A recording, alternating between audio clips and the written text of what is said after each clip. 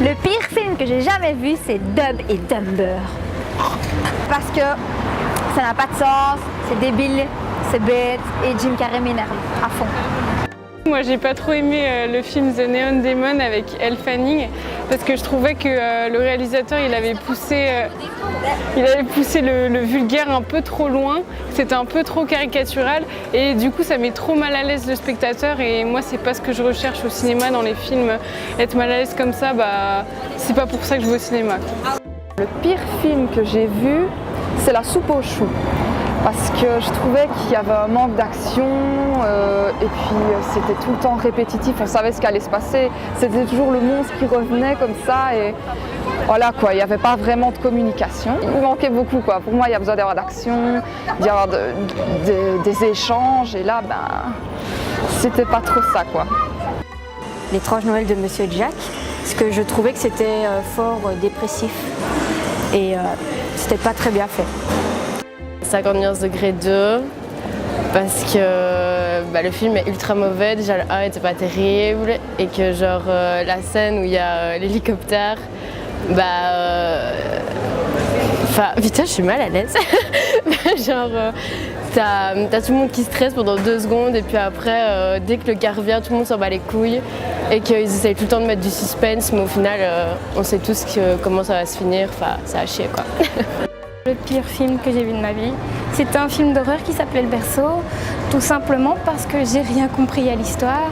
Et donc, comme j'ai expliqué, par exemple, c'est une femme avec son mari qui emménage dans une maison un peu isolée dans la campagne. Et le bébé pleure tout le long du film et pourtant, à la fin, la voisine dit que ça fait 2 semaines que le bébé est mort alors qu'il continue à pleurer.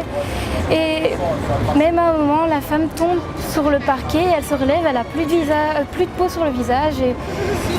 Et du coup, voilà, c'est assez compliqué comme histoire et j'ai vraiment rien compris. Et même en soi, le film était juste très très très lourd. Et donc voilà. Titanic, j'ai trouvé nul à chier. Voilà, parce que déjà, il pleure tout le temps, il y en a qui meurent et voilà, ils meurent, c'est bon. Prometheus, parce que j'ai trouvé qu'il n'y a aucune cohérence au niveau du scénario et surtout au niveau de la science qui est complètement bafouée dans ce film alors que normalement ils ont des fondements scientifiques. Si je dois citer un exemple, c'est le zoologiste qui va trouver une créature et qui se fait tuer par cette créature même alors qu'ils sont sur une autre planète. Je veux dire, aucun scientifique sensé ne ferait ce genre de truc. Donc voilà, ce serait mon avis. Star Wars 8, le dernier qui est sorti, et vraiment choqué par l'état du truc par rapport à tout ce qu'ils ont fait avant. Et là, merdique. Vraiment, je pèse pas mes mots, merdique.